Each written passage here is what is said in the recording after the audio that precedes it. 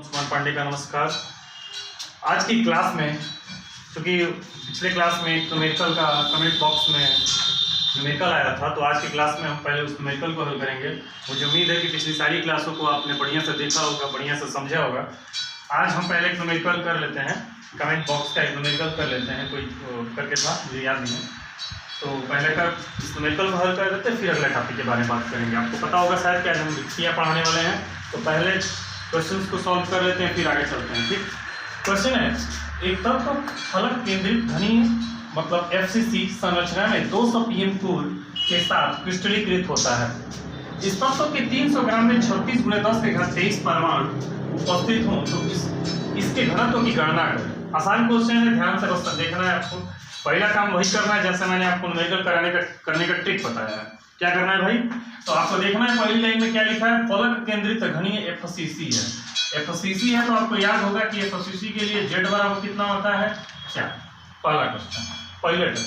फिर कहता है कि संरचना में 200 pm कोर का मतलब होता है लंबाई, एज की लंबाई। एज की लंबाई को आपने किसी से डिनोट किया था, ए से। कितना है, 200। pm का मतलब क्या हुआ, 10⁻⁸ सेंटीमीटर। ठीक, कहता है कि कोर के साथ क्रिस्टलीकृत होता है यदि इस तत्व के 300 ग्राम में 36 × 10⁻23 परमाणु उपस्थित होते हैं। 300 ग्राम में, 300 ग्राम देखते ही आप ये मत समझ जाइएगा कि m दे दिया है, नहीं बाबू। m का वैल्यू आपको याद होगा कि AMU में होता है, एटॉमिक मास यूनिट में, ना कि मास में होता है। ठीक, ग्राम में नहीं होता। इसका मतलब कि खेल जो है इतना ही है, उसको देखना है हमको। हमारा फार्मूला क्या होता है, आपको याद होगा, ρ बराबर Z × m/AQ I × Na। याद होगा आपको क्या होता है, Z × m/AQ × Na। हमको क्या नहीं पता, m नहीं पता। अगर हमें m पता हो जाए मेरे भाई, तो m की जगह पर वैल्यू रख देंगे। हमें पता है कि a वैल्यू दिया ही है, n की वैल्यू हमको पता ही है कि 6.00010⁻23 होता है। ठीक, उठा के वैल्यू को हमको रख देना है। इसके दो तरीके हैं करने का, लेकिन हम फिलहाल के लिए मैं एक ही बताऊंगा, क्योंकि अब मैं दो तरीके बताऊं तो हो सकता है कि आप कंफ्यूज हो जाओ। तो एक तरीकों को जानिए, बेस्ट तरीके से जानिए, फिर आप प्रैक्टिकल क्लास में आओगे तो सही से बताया जाएगा। चलिए देखते हैं। कहता है कि m बराबर पहले हमें पता चल जाए तो हम फिर Z बराबर आसान, तो ρ बराबर हम आसानी से निकाल लेंगे। तो क्या करेंगे बाबू, क्वेश्चन है आपका FCC Z है, a बराबर इतना है। कहता है कि 300 ग्राम में 36 × 10⁻23 परमाणु है। ध्यान से बाबू, कहता है कि 36 × 23 परमाणु कितने में है। हल यहाँ से शुरू कर दिया मैंने। कहता है कि 36 × 10⁻23 परमाणु कितने में है, तो कहता है कि 300 ग्राम में। ध्यान से, 36 × 10⁻23 परमाणु कितने हैं, 300 ग्राम में। तो 1 ग्राम परमाणु कितने में होगा, एक परमाणु, ग्राम नहीं, एक परमाणु कितने में होगा, कितना होगा बाबू, ध्यान से, 300 अपन कितना हो जाएगा, 36 × 10⁻23। बोलिए, हो जाएगा 336 × 10⁻23 बराबर 300। तो एक बराबर कितना हो जाएगा, 300/36 × 10⁻23। आपको पता होगा, मैंने बताया था कि किसी परमाणु में, जो परमाणु, किसी भी क्रिस्टल में परमाणुओं की संख्या 6.022 × 10⁻23 के बराबर होती है, अर्थात उतने गुना होती है। तो एक परमाणु बराबर 300 अपन 36 × 10⁻23 है। तो आप बोल सकते हो कि 6.022 × 10⁻23 परमाणु बराबर कितना हो जाएगा बाबू, 300 × 6.022 × 10⁻23 अपन में 36 × 10⁻23। बोलिए, हो जाएगा क्या, आसान तो है। तो कहता है कि यह क्या निकल गया, m निकल गया, परमाणुओं का द्रव्यमान निकलेगा। 6.002 × 10⁻23 परमाणु का द्रव्यमान। तो m बराबर आपको निकल गया ना, m बराबर इतना मन करे तो इसको आप कटा दीजिए, हो जाएगा। चलिए, तो 300 और गुणे कितना हो जाएगा, 6.022 अपन 36 × 36, इतना हो जाएगा। आपको पता है कि Z × m/AQ × Na होता है कितने के बराबर बाबू, तो कहता है कि घनत्व के बराबर। चलो लिख लेते हैं। तो कितना हो गया, Z कितना दिया है आपका, 4। कहता है कि m कितना होता है, m कितना है, 300 × 6.022 और अपन में 36। अब फिर बटन में कितना है, a क्या है आपकी वैल्यू, तो 200। तो 200 × 10⁻⁸ सेंटीमीटर है, तो आप लिख सकते हो 2 × 10⁻6। ये हो गया 2 × 10⁻6। और इसका क्या है बाबू, क्यूब है। ये क्या है एन है 6.022 गुणे 10 के घात 23। आप चाहते तो यहीं पे छोड़ भी दिए होते तो कट जाता, लेकिन जब 23 था तो मैंने सोचा क्या कटाना, छोड़ दो, कट देखा जाएगा। ठीक, तो कहता है कि रो बराबर 4 इंटू 4 9 36 कर दीजिए, हो गया। तो कितना हो जाएगा 300 अपन, और छोटा कर दीजिए इसको मन करे तो 3 3 9, और ये कितना हो जाएगा 100। तो यहाँ से हो जाएगा कितना बाबू 600 गुणे 6.022 अपान 3, और यह देखिए यहाँ पे आ जाएगा तो 2 के पावर 3 मतलब 8, 10 के घात माइनस 6 माने 36 18, यह कितना हो जाएगा 6.022 गुणे 10 के घात 23। इसीलिए मैंने क्या किया, यहाँ पे गुणा नहीं किया, आप मत कराइएगा। अब देख रहे हो ना आसानी से कट जाएगा, कटा दिया ऐसे कट गया। ठीक, कितना बचा 100 अपान 3 गुणे 8, और ये कितना हो जाएगा 10 के घात 23। ऊपर भेज सकते क्या, चलो नहीं भेजेंगे। कितना हो जाएगा आगे देखते हैं तो 100 ठीक अपान 3 इंटू 8, यह कितना हो जाएगा देखिए 10 के घात माइनस 8 और 10 के घात 23 मतलब 10 के घात 5, 10 के घात 5 ऊपर जाएगा तो 10 के घात माइनस 5 हो जाएगा। बोलिए होगा, नहीं मन करता है मत करिए। कितना हो जाएगा 10 के घात 5, ये देखिए 10 के घात 2 है ना, 10 के घात 2 है और यहाँ पे 10 के घात 5, कितना बचेगा 10 के घात 3 बचेगा ना जी। 1/3 गुणे 8 और ऊपर जाएगा तो 10 के घात माइनस 3। यहाँ से जब आप कुल मिलाकर के सब हल करोगे तो आपकी वैल्यू आएगी 41.6 वैल्यू मैं देख लेता हूँ, आप इसको डिवाइड करके देख लीजिएगा, जितना वैल्यू आएगा वही क्या हो जाएगा आपका आंसर आ जाएगा। चलिए नोट कर लीजिए, ये आपका ये थोड़ा सा देखिए मिस्टेक हो गया था हमसे। 200 गुणे 10 घात माइनस 10 मीटर होगा, तो ये जब सेंटीमीटर बदलेंगे तो 2 गुणे 10 घात माइनस 8 होगा। तो यहाँ पे 10 घात माइनस 6 की जगह पे 10 घात माइनस 8 हो जाएगा, तब कितना हो जाएगा 24 हो जाएगा। तो यह जब 24 होगा माइनस 24, देखिए माइनस 24 हो जाएगा, और यह प्लस 23 है, तो कितना बचेगा -1। ठीक, तो यहाँ देखिए 10 के 3 गुणे हमने कितना हो जाएगा, ये देखिए 3 इंटू 8 गुणे 10 के घात माइनस 24 गुणे 6.02 गुणे 10 के घात 23, कितना हो जाएगा देखिए यह हो गया। फिर इतना यहाँ से देखिए क्या बचेगा -1, यह हो जाएगा -1, और -1 जब ऊपर जाएगा तो कितना हो जाएगा +1, तो यह हो जाएगा 1000, और कितना हो जाएगा 3 इंटू 8 मतलब 24। जब भाग देंगे तो आपका आंसर आएगा 41.67, यही क्या हो जाएगा आपका आंसर हो जाएगा। चलिए अब नोट कर लीजिए, वो यही तो मिस्टेक हुआ था। चलिए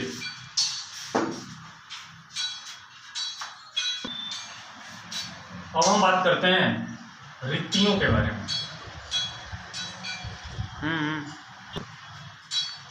रिक्तियां क्या होती हैं अब इसके बारे में हम लोग जिक्र करेंगे।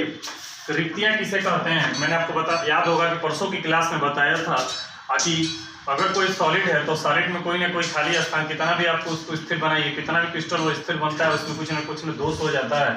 ठीक, तो दोष के बारे में हम आगे चल के बात करेंगे, इसके तुरंत कल के क्लास में हम दोष के बारे में जिक्र करेंगे। फिलहाल के लिए हम लोग रिक्तियां में देखते हैं कि रिक्तियां क्या होती हैं, रिक्तियां किसे कहते हैं। तो कहता है थोड़ा सा ध्यान से आप देखो, आपको याद होगा कि जब मैंने क्रिस्टल्स के बारे में बताया था तो ये बोला था बाबू कि अगर किसी क्रिस्टल के बारे में जिक्र किया जाए तो जितना अधिक उस ठोस के क्रिस्टल को समय दिया जाएगा उतना ही ज्यादा वो रिजिड होता है, उतना ही ज्यादा कठोर होता है, उतना ही ज्यादा मजबूत होता है। तो रिक्तियां कहता है कि रिक्तियां जब किसी सॉलिड का निर्माण होता है, जब किसी ठोस का निर्माण होता है तो उस ठोस में कुछ ना कुछ खाली स्थान रह जाता है। यदि हम उस ठोस के क्रिस्टल को एक गोले के रूप में माने, ध्यान से, यदि उस ठोस के क्रिस्टल को एक गोले के रूप में माने तो उन गोलों के मध्य जो भी खाली स्थान रहता है तो उसको ही हम रिक्तियां कहते हैं। तो रिक्तियां किसे कहते हैं, ध्यान से, कहता है कि क्रिस्टलों के मध्य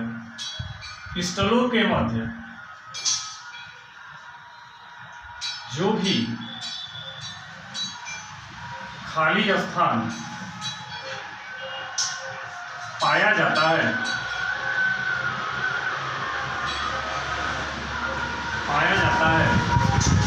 उसे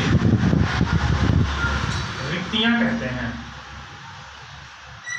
उसे क्या कहते हैं बाबू, रिक्तियां कहा जाता है। क्रिस्टलों के मध्य जो भी खाली स्थान पाया जाता है वॉइड्स कहलाता है, उसी को हम क्या कहते हैं, वॉइड्स कहते हैं। वॉइड्स क्यों बोला, ध्यान से, क्योंकि अभी इसकी जरूरत पड़ेगी आपको, इसकी हिंदी की जरूरत ना पड़ के उसकी इंग्लिश की जरूरत पड़ेगी हम लोग को, इसीलिए वॉइड्स मैंने बताया आपको। वॉइड मतलब होता है रिक्ति, वॉइड्स मतलब रिक्तियां। तो कहता है कि जो रिक्तियां होती है किसी भी क्रिस्टल की, जो रिक्तियां होती है वो 3 प्रकार की होती हैं। याद रखना है आपको कि किसी भी जो क्रिस्टल होता है, कोई भी जो क्रिस्टल होता है, उस क्रिस्टल की जो रिक्तियां होती हैं वो 3 प्रकार की होती हैं। कौन कौन सी होती हैं? एक होती है त्रिकोणीय, त्रिकोणीय रिक्तियां, एक होती है चतुष्फलकीय रिक्तियां,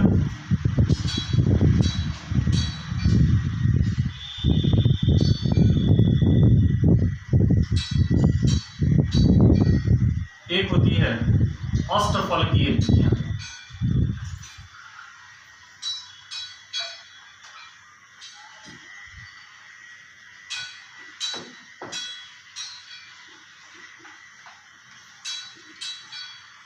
देखो बाबू क्या होता है, एक होता है त्रिकोणीय रिक्तियां, एक होती है चतुष्फलकीय रिक्तियां और एक होती है अष्टफलकीय रिक्तियां। अब इसके बारे में हम लोग जिक्र करेंगे कि त्रिकोणीय रिक्तियां क्या होती है, क्योंकि बहुत इंपॉर्टेंट है। मतलब इसमें 2 चीजें आती हैं, तो थ्योरी भी आ सकती है, दूसरा न्यूमेरिकल आ सकता है, इसलिए बहुत ही ज्यादा इंपॉर्टेंट होता है रिक्तियां, वॉइड्स बहुत ही ज्यादा इंपॉर्टेंट होता है। दूसरी चीज अगर आपको जानना ही है तो आप बेस्ट तरीके से ये जानो कि हम जो भी टॉपिक्स पढ़ रहे हैं उसके बारे में हम इतनी अच्छे से जाने कि कल के डेट में अगर मान लेते हैं कि कल के डेट में अगर हमको इस टॉपिक के बारे में कोई पूछ देता है या फिर इस टॉपिक के बारे में हमको बोर्ड में हल करना पड़े तो वहाँ पे आपको कोई प्रॉब्लम ना है। ठीक, तो हमारा काम बनता है कि हम जो भी टॉपिक पढ़ें उनकी बाल की खाल निकाल दें, अर्थात तो जो भी टॉपिक बचे उसकी पूरी की पूरी टॉपिक मतलब पूरी जो थीम है सबको खत्म कर दें, सबकी जानकारी में। तो कहता है कि त्रिकोणीय रिक्तियों के बारे में जिक्र किया जाए मेरे भाई। तो कहता है कि त्रिकोणीय रिक्तियों में यह 3 गोलों से मिलकर बना होता है। कुल मिलाकर के त्रिकोणीय रिक्तियों में 3 गोलों का इस समय 3 गोले परस्पर मिलकर रिक्ति उत्पन्न करते हैं।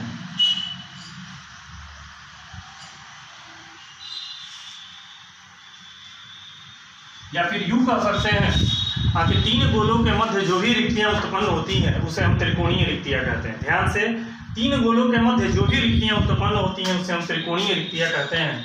आइए देखते हैं कि त्रिकोणीय रिक्तियां क्या होती हैं। हम एक एक के बारे में इसको जिक्र कर लेते हैं।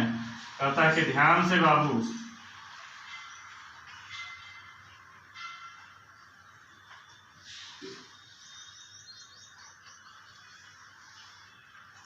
देखिए त्रिकोणीय रिक्तियां क्या होती हैं। 3 कोणों के मध्य 3 गोलों के मध्य जो भी रिक्तियां उत्पन्न होती हैं उसे त्रिकोणीय रिक्तियां कहते हैं। थोड़ा सा ध्यान से, कहता है कि यह क्या है, यह क्या है। यहां से अगर हम इसकी बात करें तो यह क्या बाबू, रेडियस है। क्या है, रेडियस है। किसका रेडियस है, किसका रेडियस है बाबू, तो गोले का रेडियस है। गोले को क्या बोलते हैं, स्फेयर। क्या बोलते हैं, स्फेयर, गोला। ध्यान से, गोले, गोला। तो कहता है कि अगर हम गोले की त्रिज्या को बोले तो क्या बोल सकते हैं बाबू, गोले की त्रिज्या को हम आर एस बोल सकते हैं। क्या बोलिए, तो आर मतलब रेडियस, एस मतलब स्फेयर, बोलिए बोल सकते हैं ना। तो गोले की रेडियस को, गोले की रिक्ति को क्या बोलेंगे, आर एस बोलेंगे, याद रखिएगा। कहता है कि ये क्या है, वॉइड्स है, वॉइड है। वॉइड्स मतलब रिक्तियां। किसकी रिक्ति है ये, किसकी रिक्ति है, सॉरी ये क्या है, गोले की रिक्ति है। ये गोले की रिक्ति को हमने आर एस बोला। अच्छा एक बात बताओ बाबू कि अगर हम इसको सेंटर मान लें तो सेंटर मानने के बाद यह क्या है, इसकी त्रिज्या ही तो होगी। अगर हम इसमें गोला कर दें तो बोलो होगी ना। तो हम क्या कह सकते हैं, आप इसको लिखेंगे नहीं लेकिन क्या कह सकते हैं इसको बाबू, ध्यान से, हम इसको कह सकते हैं कि ये जो रिक्तियां हैं वो वॉइड्स की रिक्तियां हैं। तो इसलिए वॉइड्स की रिक्तियां को हमने क्या बोल दिया, वीएस। क्या बोला, वीएस। मेरे साथ बोलिए, क्या बोला, वीएस। तो क्या हो गया, आरएस। और जब मैं आपको बुलवाने की कोशिश करूं तो आप बोलो, क्योंकि जितना बोलोगे आप ना तो 2 तीन चीजें ध्यान से, जब बोलते हो आप, लिखते हो तो और चीजें ज्यादा समझ में आती हैं। तो कोशिश करिए कि जब मैं कुछ बोलूं तो आप उसके पीछे अपने घर पे हो, जहां भी हो, बोलने की कोशिश करो। मेरा थीम ही यही है। देखो मेरे को, मैं ना बोलता हूँ किसी को कि आप मेरा लाइक करिए, ना मैं बोलता हूँ किसी से कि आप मेरा शेयर करिए। बस इतना चाहता हूँ आपसे, यही प्रार्थना है कि जो पढ़ने वाले हैं उनके पास ये वीडियो पहुंचाइए। खुद भी पढ़िए, ढंग से पढ़िए, जितना ज्यादा। पहला काम आपका यही बनता है कि आप सेल्फ पढ़िए उसको, फिर आपका नंबर आता है दूसरे पे। आप सोच के देखो, आप दूसरे को भेजते हो, आप खुद ही नहीं पढ़ते। चलो ठीक है भैया, खुद को भी भेजिए, अपने को भी विकास करिए। देखिए कहा जाता है कि अगर हमारा कोई मित्र है, कोई हमारा साथ है, मैं हमारे साथ रहता है, तो कहता है कि अगर हमारा सफर शुरू हुआ है, चाहे वो इंटर का सफर हो, चाहे जीवन का सफर हो, तो हम भले आगे ना निकले लेकिन कोई पीछे ना छूट जाए। जिंदगी का थीम यही होना चाहिए कि अगर मेरा कोई मित्र है, भले हम आगे ना निकल पाए लेकिन वो भी पीछे नहीं छूटना चाहिए। It means what? इसका मतलब ये हुआ कि दोनों लोग साथ होने चाहिए। क्यों? क्योंकि अगर दोनों लोग साथ रहेंगे तो उस जगह का, उस मोहल्ले का, उस गांव का, उस राज्य का, सबका नाम रोशन होगा। तो बस एक ही काम करिए, आप ढंग से पढ़िए, दूसरे को भी मौका दीजिए, दूसरे को भी पढ़ाइए, दूसरे वीडियो जितना जल्द मन से मन, अधिक से अधिक मन करे शेयर करिए और बोलिए, उन्हीं को बोलिए जो पढ़ना चाहते हैं। बाकी ये नहीं कि जो शेयर भी कर लिए और पता लगे कि गाना सुनते हैं, कोई फायदा नहीं। स्टूडेंट को दीजिए। आइए देखते हैं तो क्या कहता है RSVS। तो कहता है कि त्रिकोणीय रिक्तियों के बारे में बात किया जाए बाबू, तो त्रिकोणीय रिक्तियों को कहता है कि RV और RS, ध्यान से, RV और RS और VS। तो कहता है कि RS और VS के मध्य जो संबंध होता है वो होता है 0.155 into RS। RV बराबर जो होता है वो 0.15 into RS के बराबर होता है। इसका मतलब क्या हुआ? थोड़ा सा बड़ा लिख देता हूँ। RV बराबर, स्मॉल में लिखेंगे, RV बराबर VR बराबर 0.155 into RS। क्यों लिखा, क्या है इसका मतलब? ध्यान से, आपसे कोई पूछे कि त्रिकोणीय रिक्तियां की बात किया जाए तो त्रिकोणीय रिक्तियों में उनकी रिक्तियां और गोले की त्रिज्या का मध्य क्या संबंध होता है? त्रिकोणीय रिक्तियों में गोले की जो त्रिज्या होती है वह VS अर्थात रिक्तियों के 0.115 टाइम्स के बराबर होती है। ठीक, आप चाहे तो इसको रेशियो में भी बदल सकते हैं। आप चाहे तो रेशियो में कहिए तो हम भी बदल देते हैं। इसको कितना हो जाएगा? 155। ये कितना हो जाएगा? 1000 इंटू RS। 5 से घटा दीजिए, 5 15, 1 2 00, तो 31/200 इंटू RS। थोड़ा सा लेंदी है, जो मन करे वो पढ़िए, दोनों इक्वल है। ठीक, कोई दिक्कत नहीं है। आइए देखते हैं। तो आपने देखा त्रिकोणीय रिक्तियों के बारे में। त्रिकोणीय रिक्तियां क्या होती हैं? RV बराबर 0.155 इंटू RS। इसमें इसको एक बात और याद रखना है कि तीनों गोले एक ही तल में होते हैं। तीनों गोले क्या होते हैं? एक ही तल में होते हैं। एक टॉपिक और याद रखना है, त्रिकोणीय रिक्तियों में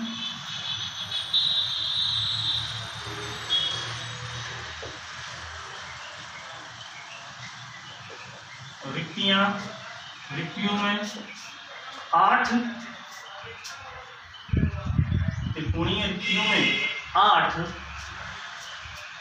त्रिकोणीय रिक्तियां जो होती हैं, उस त्रिकोणीय रिक्तियों में क्रिस्टल 8 परमाणुओं से